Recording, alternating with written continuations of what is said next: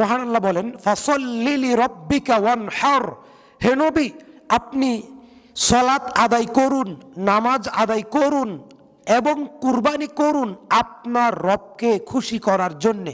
সুবহানাল্লাহ। কুরবানি আল্লাহর পক্ষ থেকে বিধান, এটা আল্লাহর পক্ষ থেকে বিধান। তবে কুরবানি সহিহ বুখারী অধ্যায় 60, এই অধ্যায়ে মোট 28টি হাদিস রয়েছে। ইবনে ওমর রাদিয়াল্লাহু তাআলা আনহু বলেন, কুরবানি করা সুন্নাত, কুরবানি ওয়াজিব নয়, কুরবানি করা কি সুন্নাত। সহিহ বুখারীতে 28টি হাদিস রয়েছে, সহিহ মুসলিমে 58টি হাদিস রয়েছে, তিরমিজিতে 30টি হাদিস রয়েছে, নাসাইতে 87টি হাদিস রয়েছে, ইবনে মাজাতে 39টি হাদিস রয়েছে, সুনান আবু দাউদে 59টি হাদিস রয়েছে। সর্বমোট কুতুবুস সিত্তাতে 297টি হাদিসে রয়েছে। টোটাল 297টি হাদিস, তার মধ্যে অল্প কিছু আছে দাঈফ।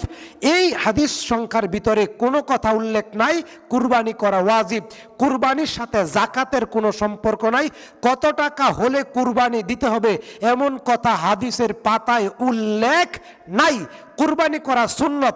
আবু বকর ওমর রাদিয়াল্লাহু তাআলা আনহু, বুখারীর বর্ণনা অধ্যায় 60, সামর্থ্য থাকা সত্ত্বেও মাঝে মাঝে কুরবানি করা ছেড়ে দিতেন, সামর্থ্য থাকা সত্ত্বেও কুরবানি করা ছেড়ে দিতেন।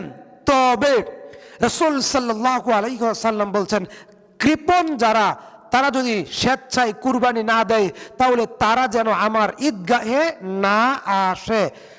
কত টাকা হলে কুরবানি দিতে হবে, কত টাকার মালিক হলে কুরবানি দিতে হবে এমন কথা হাদিস কোরআনে নাই। তবে কুরবানি একটা গুরুত্বপূর্ণ ইবাদত, অনেক অসংখ্য নেকির কাজ। তবে কি পরিমাণ নেকি হবে এই কথা হাদিসে নাই। তবে অনেক নেকির কাজ। কুরবানি করা সুন্নত, কুরবানি করা ওয়াজিব নয়। হে দুনিয়ার মুসলমান জাতি, শুনে রেখো, ইসলামের ব্যাপারে কোনো মতামত নাই, ইসলামের ব্যাপারে কোনো মতানৈক্য নাই। যেটা কোরআন, যেটা হাদিস, সেটাই মানবো ইনশাআল্লাহ।